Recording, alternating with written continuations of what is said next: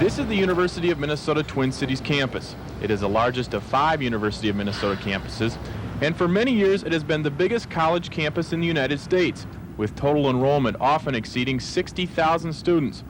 Most Minnesota educators and politicians agree that the entire University of Minnesota system is just too big.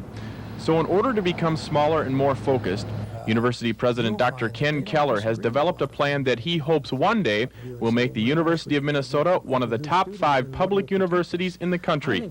The plan is called Commitment to Focus. So what we have said is that since the numbers of high school graduates will diminish in the next 10 years, it's possible for us to take advantage of that to get smaller. The University of Minnesota, like other public universities, is funded by the state legislature. The amount of money appropriated to the university is proportional to the number of students enrolled. The more students, the more money. The Commitment to Focus plan calls for a reduction in the number of enrolling students, but at the same time, it's asking the legislature to continue funding the university at about the present level. So why would the legislature go along with such a plan?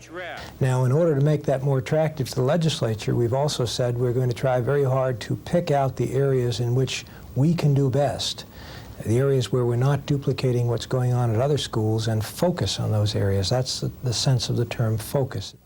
In his 1985 report to the Board of Regents, Keller presented a rather detailed outline of his proposals. A more general outline shows the university reaching their goal by cutting down on the number of students admitted. They'll do this with higher academic standards and more coursework preparation for incoming students, cutting out all 2-year degree programs, focusing in on specialized areas and reducing duplication of subjects offered at other institutions, more funding for graduate programs, and a more stabilized level of funding from the state legislature. Up to this point, it all makes perfect sense. Reduce the number of students enrolled and the number of programs offered while maintaining the same amount of funding. And if all goes as planned, the University of Minnesota becomes one of the top 5 public universities in the country. But it's not that simple. There are administrators and educators, especially here at UMD, who have some doubts and some questions. What does Commitment to Focus mean to UMD? I'll talk about that in part 2 of my series tomorrow. Sam Shane, Channel 3 News.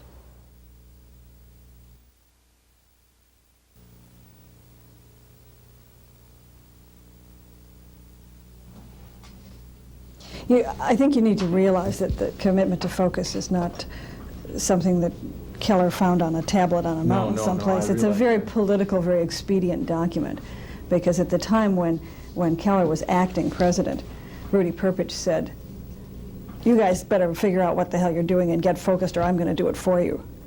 And so Ken said, "Oh, okay," and within 4 weeks produced the document. Virginia Katz is head of the communication department at UMD and the former president of the University Education Association. Are you telling me that Commitment to Focus is a political? Oh, absolutely. It's obviously absolutely. political. And that's on the record. That you can put that on the screen. Oh, sure. Of course it is.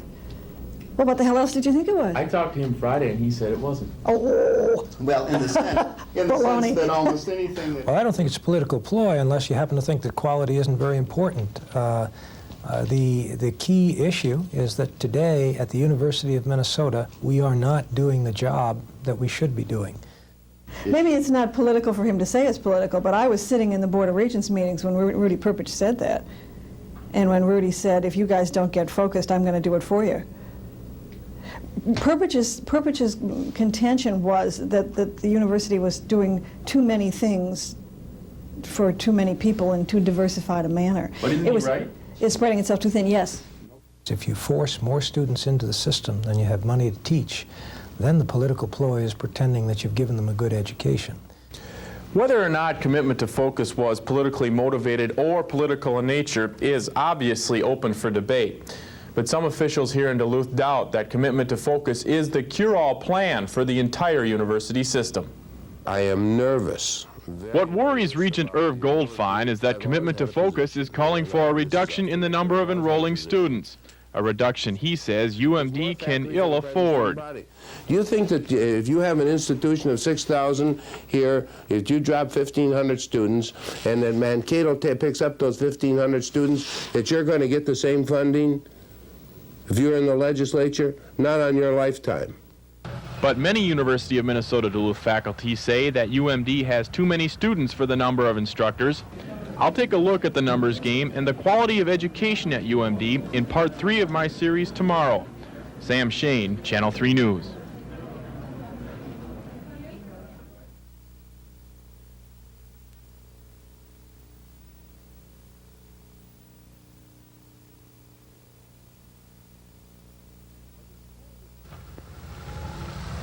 When the school was founded in 1902, it was called Duluth Normal School. In 1947, it became the University of Minnesota Duluth. Since then, it's been recognized as a land-grant institution, serving the educational needs of as many college-bound students as the school could hold. But under the Commitment to Focus plan, there's a bit of uncertainty about UMD's function and how it will be accomplished. The question is, what's going to be the policy in Duluth? What's going to be the policy in the Twin Cities? At the University of Minnesota in Minneapolis, some of the problems that are not available or not evident down there appear in UMD campus. And so we have some special considerations. And I'm just sending out signals that we have to be careful in Duluth because what's good down there may not be good up here. What has been good down there and throughout the entire University of Minnesota system is the number of enrolling students. This fall, every university campus reported an increase in enrollment. Every one, that is, except UMD. And what concerns University Regent Irwin Goldfein is that Commitment to Focus may mean further enrollment reductions. Do you think that maybe we're centering too much on numbers here and we're not talking about the quality of the student at UMD? Let me just tell you, I ain't getting off the numbers bit. That is not, because take it down to 6,000 ain't going to increase the quality. That's a philosophy that the faculty has and says take it down to 6,000 and increase the quality. It isn't going to increase the quality. But faculty members here at UMD don't necessarily agree with Regent Goldfein. They say the number of students per faculty member is hampering education here at UMD, and they say it's time for a change. We traditionally accepted roughly 1,000 to 1,500, we're not sure, students more than we had the capacity and faculty, staff, resources to serve well. We did it heroically. It's time not to keep doing that. That's not fair to the students nor to the faculty. If Commitment to Focus is put into gear, students enrolling at the University of Minnesota will have to be better prepared than they are now. In part 4 of my series, I'll take a look at what that means for state high school students, and particularly for one small school on the range. Sam Shane, Channel 3 News. Two things and dump them together and make something like this. Dan?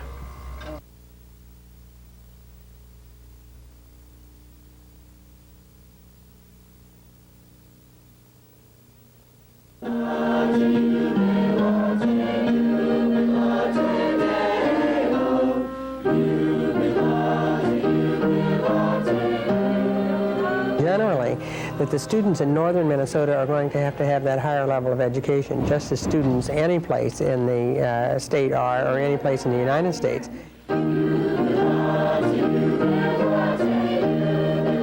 It's schools like this one that have a difficult time offering all the necessary college prep courses.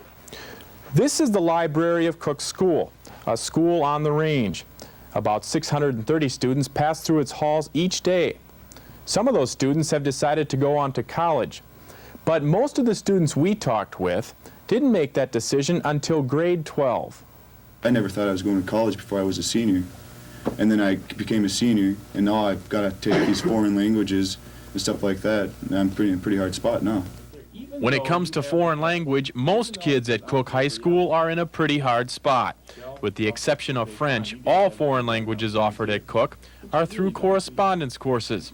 There is no teacher in the classroom setting, just a student and a workbook received in the mail. I hear the people talking in Spanish in the correspondence courses, and they're just saying everything is totally off, you know, and they're going to go to college and maybe they'll take a foreign language course because they figure they got a good grade in correspondence course, and they'll just bomb it. They won't know what they're doing. Paul Turner is the only foreign language teacher at Cook High School. He knows the problems a small school on the range faces. Particularly, you wouldn't get somebody on the range here, or find somebody on the range that would teach one period of foreign language a day. It'd be pretty difficult to find somebody. If at all. So if I had to draw a picture. That's always been a problem here. I've been here for 18 years, and the money part of it, as far as projects and everything, it is a drawback. There are things we can't do because of the lack of funds. So that is a disadvantage. And you'll always be in that boat. As long as this school system exists, I expect so. It's going to make it a lot more difficult for us when we get into college, too. And what would University of President Ken Keller say to a student who doesn't have the required language courses? Under our plan, if the student wanted to come here, we'd say, you're welcome. Come here. We'll let you take those courses when you get here so that you can come up to speed, but we can't give you credit toward graduation, because if we gave you credit for that, you'd never get to the senior courses. They say, fine. You pay us to take those courses. We're not giving you credit. Would you go? No. No. Do you think it'll affect a lot of kids on the Iron Range? Yes. Definitely. Tomorrow night, the conclusion of my 5-part series, Making the Grade. Sam Shane, Channel 3 News.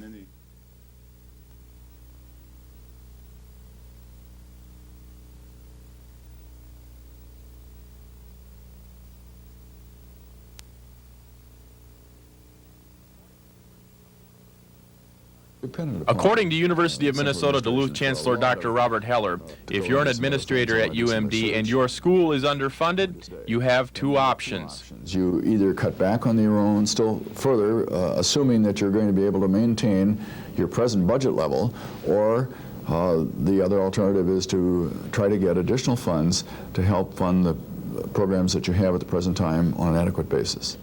Adequate funding is a problem the entire university system has lived with for many years. The major issue is that the legislature has not provided adequate funding for the university for the numbers of students that we have, and under those circumstances, we have not been able to provide the funding to our campuses. That's why I say that if we get the funding we've asked for, that funding, part of that funding is going to go to Duluth. That's our intention. That's going to be in our proposal. If the commitment to focus proposal becomes reality, UMD will get more money from the state legislature. Some of those dollars will go to new faculty members. A beefed-up faculty means the UMD student body, unlike the Twin Cities campus, will remain about the same size. But when it comes to admitting students, UMD will have a split role. Since there are fewer post-secondary schools in northern Minnesota than in the metropolitan area, UMD will provide access to college-bound students from northern Minnesota. But for UMD-bound students from the Twin Cities, the Duluth campus will enforce stricter entrance requirements. While putting this series together, photographer Jim Jager and I met a number of people from a variety of backgrounds. And without exception, everyone thought that in principle, commitment to focus is a good idea. But it is not a plan without controversy. We close this series tonight by showing you a few excerpts from all the interviews that we had this week. So if commitment to focus goes forward, not only will Duluth have more money, but they'll be able to do more with it. If it means, yes, we'll tell you that, and then afterwards we'll say, gosh, you only have so many students, then obviously we'll fight them tooth and nail in every arena in this state. I think that commitment to focus will work if the legislature understands it and is committed to fund it. Funding is the crucial part of the whole thing. I hope the commitment to focus plan is going to be good for UMD. It will be if President Keller puts his money where his mouth is. Will he do it? I hope so. I'm hoping that the President's move in this direction will be a very positive one, not just for us, but for Morris, Crookston, and Waseca, and that we will have a greater say in our destiny in the future. Sam Shane, Channel 3 News.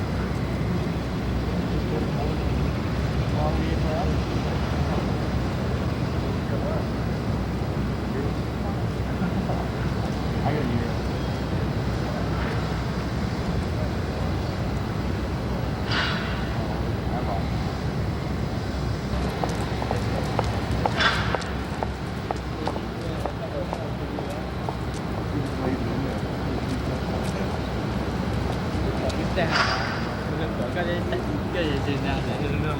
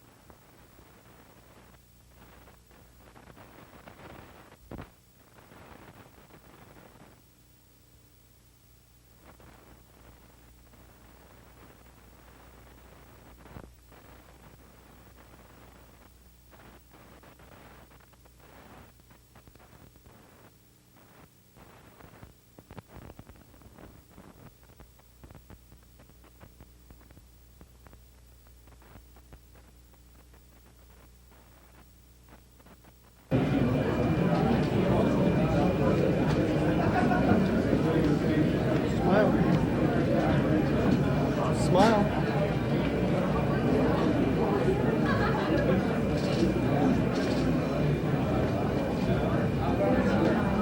Fun week, huh?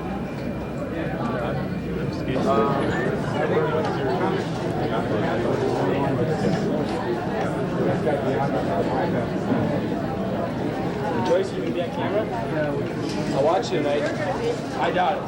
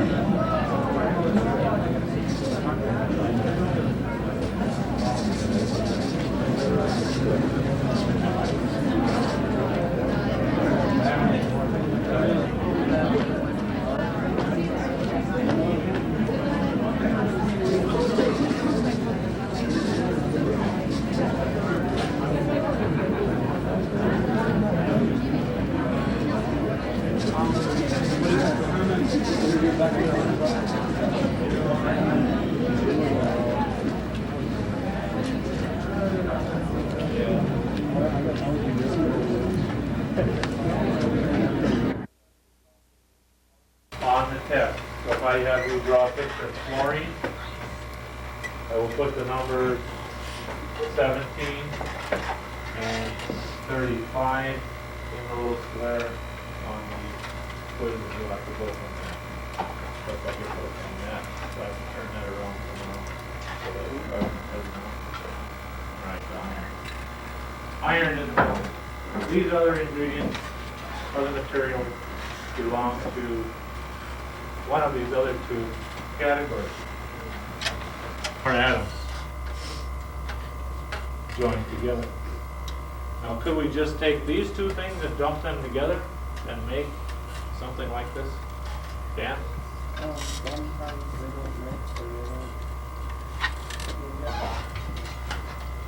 But in order to do this, you have to have a definite amount of each one of the ingredients, and I happen to know how much of each one I need, so I can go ahead and do that. If I'm going to make a compound out of iron, it is evaporating. It's coming out of the test tube as a gas. But most of the sulfur is staying in the tube, and now it's starting to bubble and hopefully react with the iron. Now, we will know when this is done because close the nozzle, turn on the gas, open to a blue flame, and now I'm going to heat the stick to the magnet so we can see that there definitely are different properties of the iron and the sulfur. All right, I'm going to see if I can destroy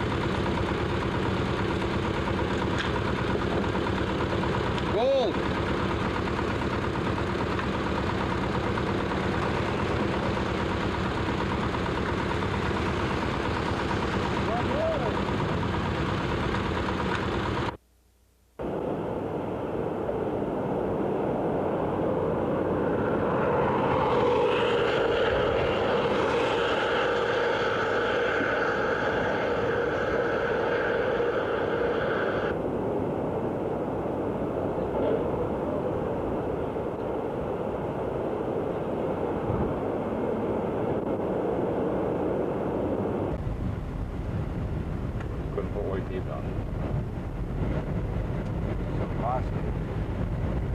That's a good shot too, over the side. We can turn around and come back here. We might have to do that. In fact, you can see what those guys are next. Yeah.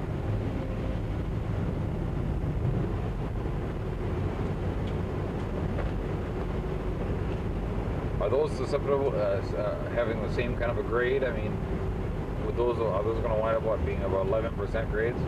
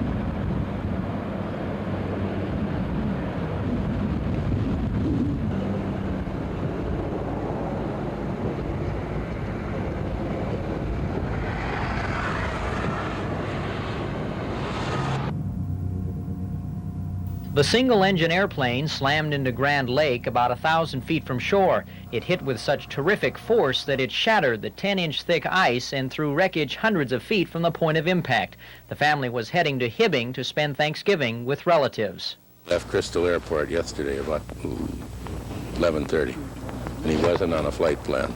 That's why nobody knew anything about him. The plane crashed sometime yesterday afternoon in a heavy snowfall. Area residents say they didn't hear a thing. It was very quiet snow coming down. It's not heavy, but it's kind of quite steady, and it was really quiet out, you know. No wind, very calm day. Couldn't see, visibility was very bad. You couldn't see out in the lake very far at all. The wreckage was located late last night on the ice in the middle of the lake. It was spotted by a Civil Air Patrol aircraft in there. They were searching for a emergency locator transmitter signal they had been receiving since about 2. Late this morning, investigators from the Federal Aviation Administration and the National Transportation Safety Board arrived on the scene. The FAA will spend the next couple of days here at the crash site examining the wreckage, looking for clues as to why this airplane crashed.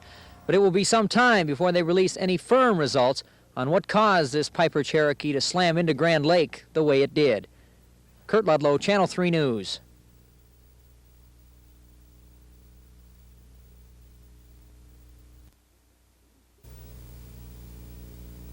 Duluth's $16 million convention center should look something like this when it's finally finished. Last night, the board in charge of building the facility got its first look at the architect's concept of what the design will be like. The next step will be to pare back the project. Right now, the plan is about 50,000 square feet too big and as much as $8 million over budget. Yet board members aren't worried. That's really just a number, and it needs some more work. And so we don't know how far over we are yet. Everybody knows it's a concern. They've asked us, and they're the experts, not to address it right now. So I'm content with that advice. I think we should wait till we go a little further. It'll take several months of work with architects before a final design is ready. Meanwhile, a ceremonial groundbreaking is scheduled for next week. Construction is slated to begin in the spring. John Schottel, Channel 3 News.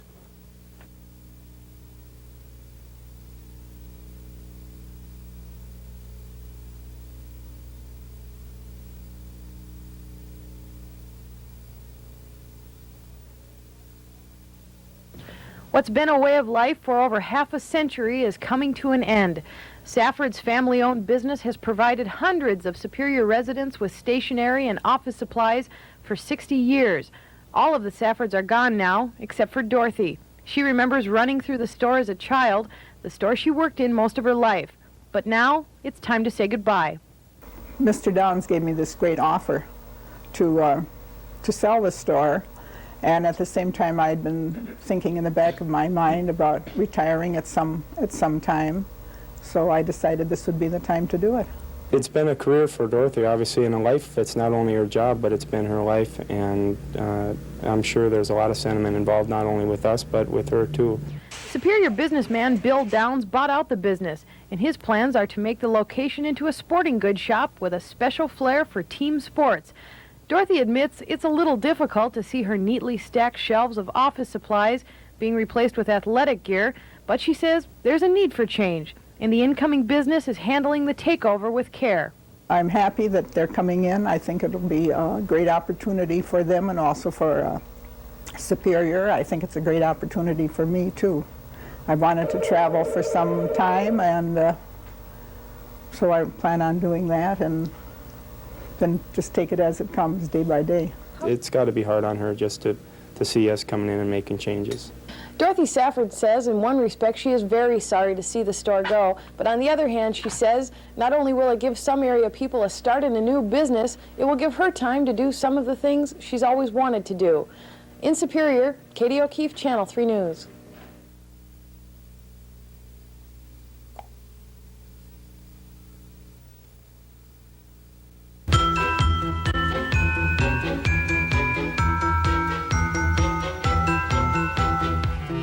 If you look real close, you may even find a sugar plum or two nestled in these confectionery delights.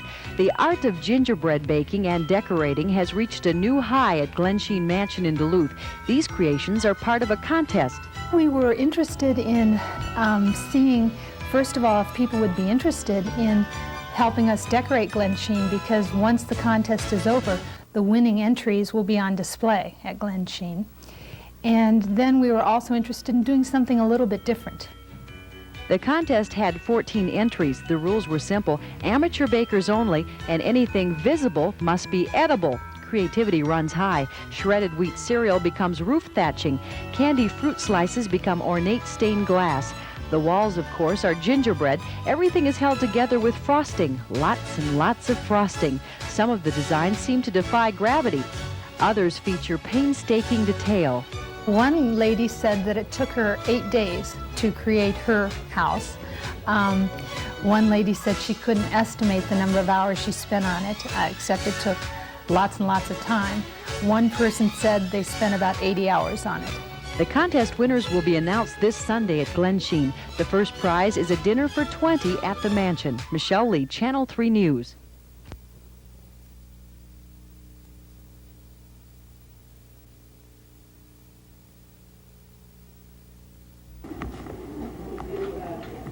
Hundreds of area handicapped and elderly people took to the malls today for some serious Christmas shopping. A handful of local stores annually hold special Christmas shopping sessions for these physically challenged people. It started about 10 years ago. We realized that this time of the year, with the crowds of shopping and the congestion and the whole thing, is very, very difficult for these people to get around shopping. So we opened up our stores strictly for them for about a 2.5 hour period.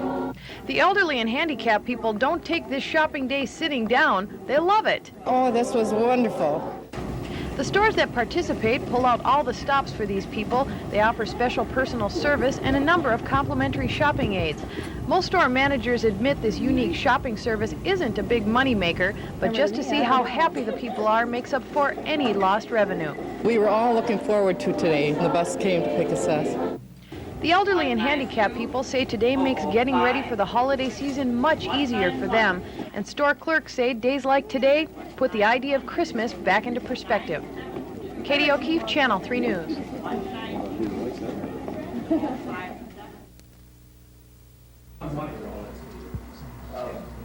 After 9 hours of discussing the economic problems of northeastern Minnesota, Iron Range lawmakers were ill-prepared to go into closed session to select a 16-member committee to study the proposed National Guard training camp in Eveleth last night.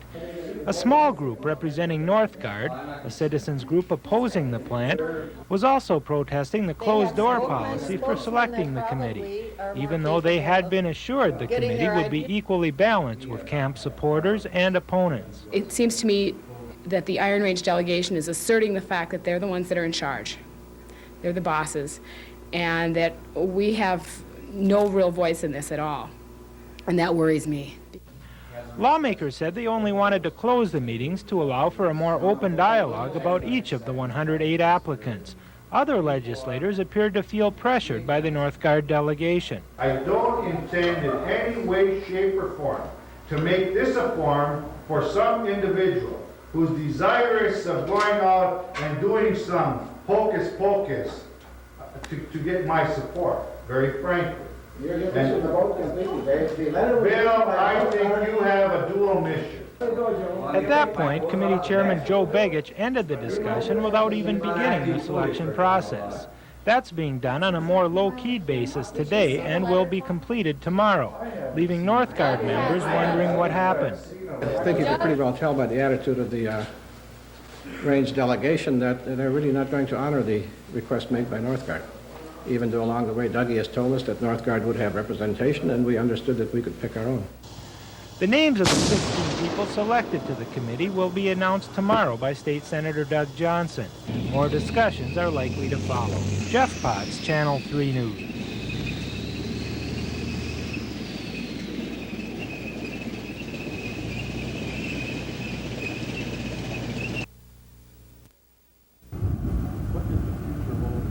Police say each year in Duluth there are 1,000 burglaries, give or take a few. It can't be proven with given statistics that burglaries are higher this time of year, but Duluth police say they believe the number of burglaries do change with the seasons. And is there a more perfect time than the Christmas season for a thief to break into a home? No, not really, say authorities. There is hundreds, sometimes thousands of dollars in new merchandise out in the open, right under the Christmas tree. Well, certainly during Christmas season you might lose all your Christmas presents, along with any other valuables you might have in the house, such as money or small television sets, tape recorders. You could suffer a substantial loss. And a fear of losing possessions is one reason Michelle Harmon started a neighborhood watch program in her residential area several years ago. Because it's Christmas time and crime is up. And I just feel safer being in the Black Watch program because I know that I am being protected and all my gifts under the tree are going to be safe. The Neighborhood Watch program is a project where neighbors watch out for one another. If one sees suspicious activity in their area, they call police. There are 110 Duluth neighborhoods involved in the program, a total of about 3,000 people. And are they a help? Absolutely, absolutely. There's been some studies done in some of our major cities that have proven that they're extremely helpful. Matter of fact, they're one of the primary deterrents for crime that's available. Because I just feel like I'm protected more. Just this little sticker on my door tells me that I'm safer. Did everybody Channel 3 News want to go along with the Crime Watch program?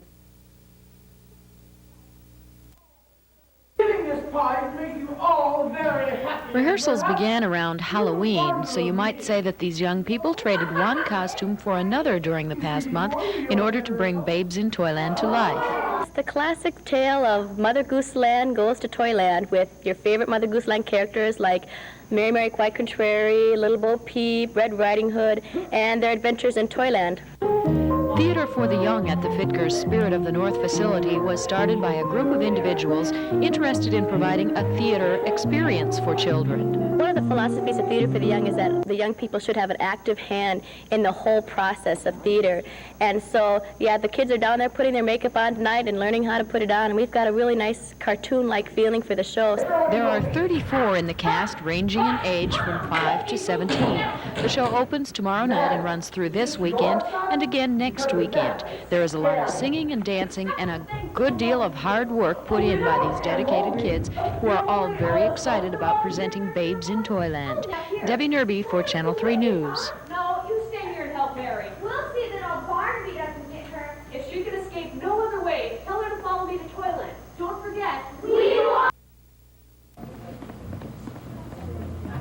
For years, Superior residents wanted a shopping mall built in Superior.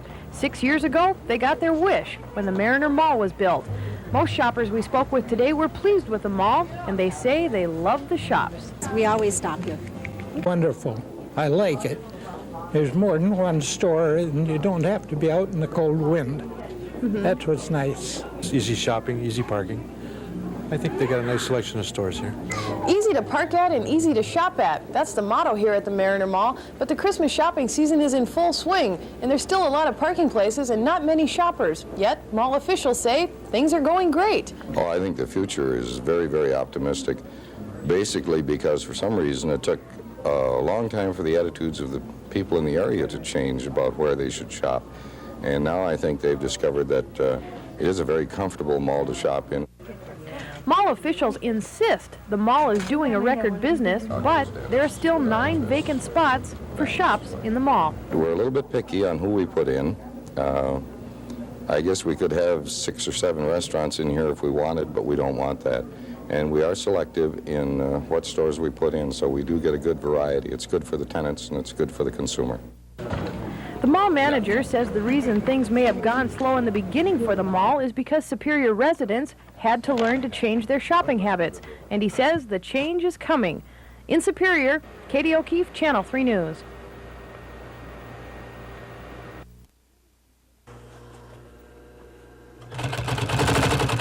Patty Steger loves to sew. She's been doing it since she was 13 years old, and now she's found a way to market her talent. Patty is making mukluks. She learned this skill from Eskimo women during trips to the Northwest Territories with former husband Will Steger in 1982 and 1983. Since she started selling the mukluks, she's been absolutely swamped with orders. The reason that the mukluks are in demand now, I think, is because of the expedition mostly, because people see the people that are on expedition wearing mukluks and realize, obviously, that they wouldn't be wearing something else if it was warmer. Patty sells the handcrafted boots to hunters, trappers, hikers, and anyone who plans to be outside in cold weather during the winter months. I recommend it to anybody who loves to be out in cold weather. I recommend it to people who are going winter camping, especially people who are going winter camping, because they're out all the time and they're not usually they don't really have a warm house to walk into. The boots are made from soft, tanned elk leather, and they're sewn with waxed nylon sinew thread. The top part of the boot is made from a heavy, specially treated Weathermate material that doesn't rot, mildew, or shrink. And the boots are lined with sorrel boot liners. They sell for $60, but if you're interested in a pair, you better order now because the waiting list has already grown to 150. In Ely, Lisa Molaski, Channel 3 News.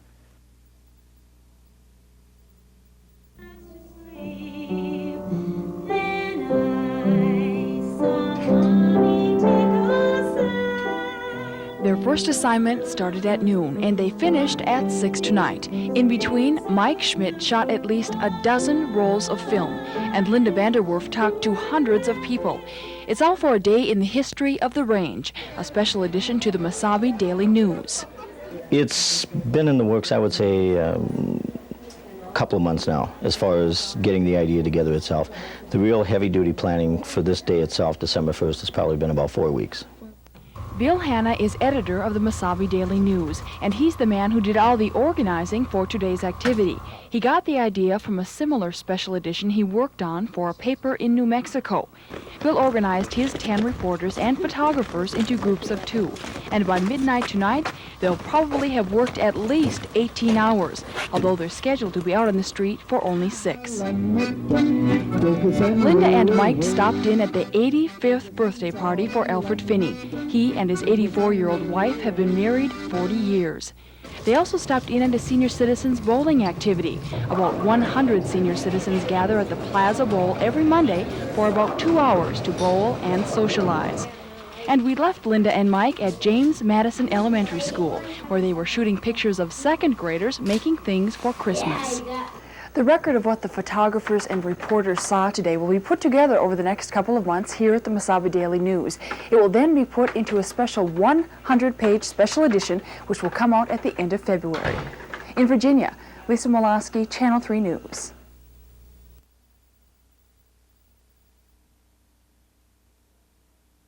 The students in this classroom are here because they have to be. Minnesota state law requires them to attend school. The law also tells students where they will learn. But an educational panel appointed by Governor Rudy Perpich is suggesting a change. The group is proposing an experimental plan in which students will choose the school they want to attend. The panel will make two major recommendations to the governor later this week. The first is to make the experimental plan available to all Minnesota schools, leaving each school board with the option of refusal. The second will allow individual schools more power to build up educational programs. There will probably be some opportunities in some places for students to take more courses than they might have been able to take otherwise. But the open enrollment plan has run into opposition from the teachers union and rural communities. They fear open enrollment will lead to educational feast or famine. If you have a mass migration of students throughout the state, and you lose this obligation on the part of the state to the local communities, then I think that we're very much in trouble. Before the 1987 state legislature votes on the open enrollment plan, a few details need to be ironed out. What concerns educators is that the plan will offer greater educational opportunity for some students and less opportunity for others. Sam Shane, Channel 3 News.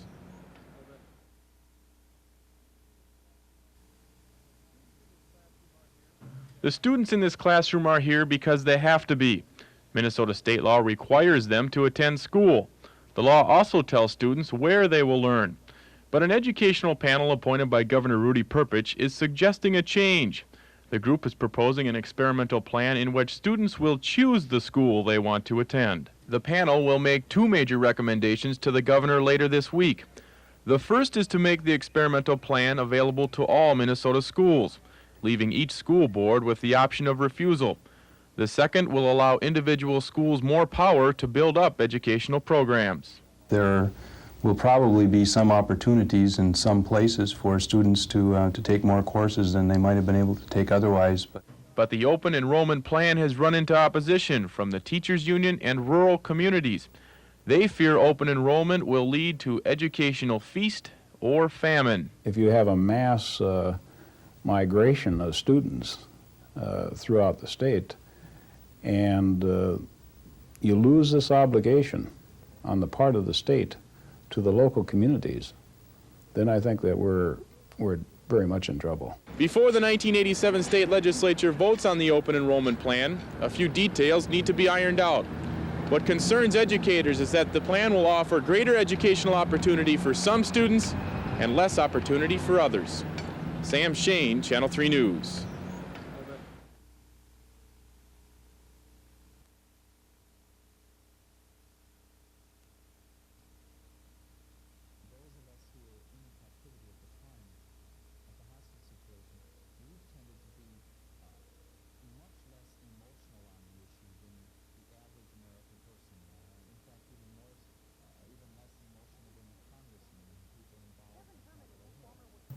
Kevin Hermaning, former Wisconsin congressional candidate, is one of 52 Americans who was held hostage in Iran for 14 months.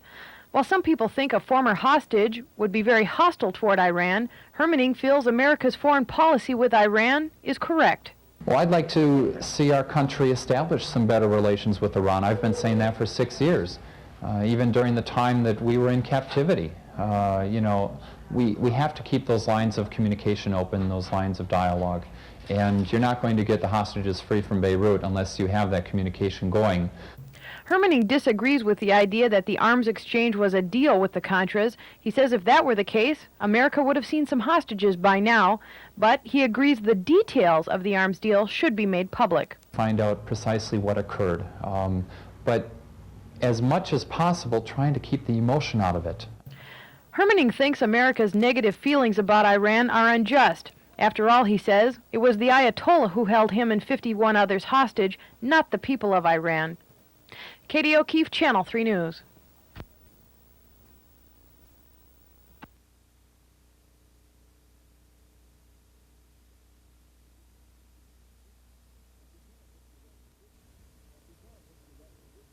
It began with the arrest of this man on Park Point yesterday afternoon. He claims his name is Lorenz Laney. He is 38 years old, and he refuses to tell police where he is from.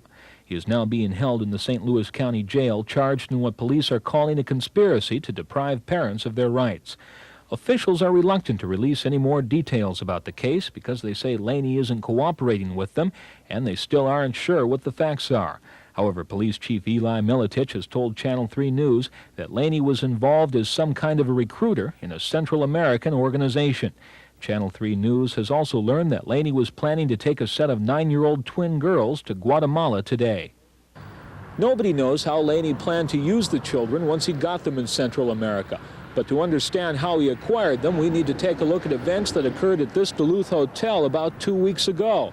On December 6th, Laney attended a self-awareness seminar here. He told participants he's interested in getting children out of the American school system by moving them to Guatemala. On December 13th, Laney attended an Indian pipe ceremony. There he spoke with several people who'd been at the self-awareness seminar. He told them that a Twin Ports area woman had agreed to let him take her twin daughters to Guatemala. Laney told one man he'd always wanted a set of twins. Now he had one. People became suspicious. They contacted police, an investigation began, and 2 days later, Laney was arrested. How big this case is and how many people it affects is still not known. The FBI and the U.S. Immigration Service have become involved. Police say they need more facts. But right now it seems as though we're only looking at the tip of the iceberg. John Schottel, Channel 3 News.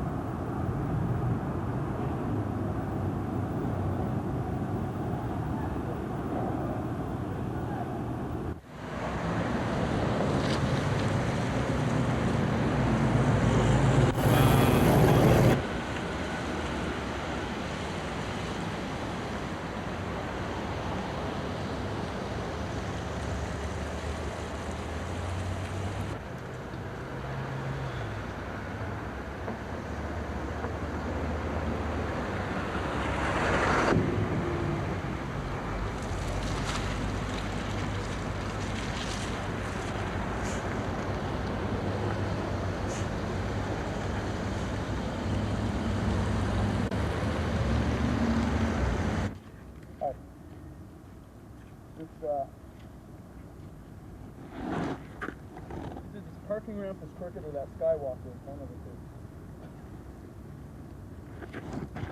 Something's crooked. Yeah.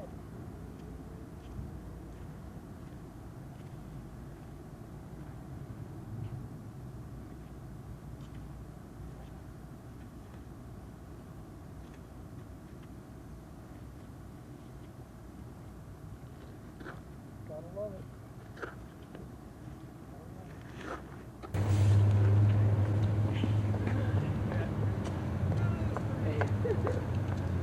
Just what you need. Christmas shopping, huh?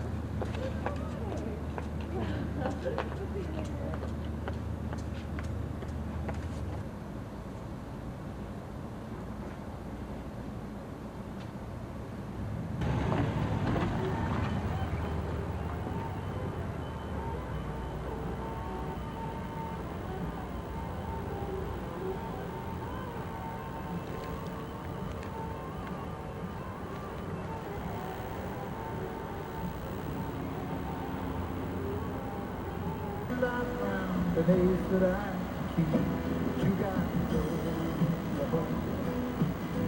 know when the ball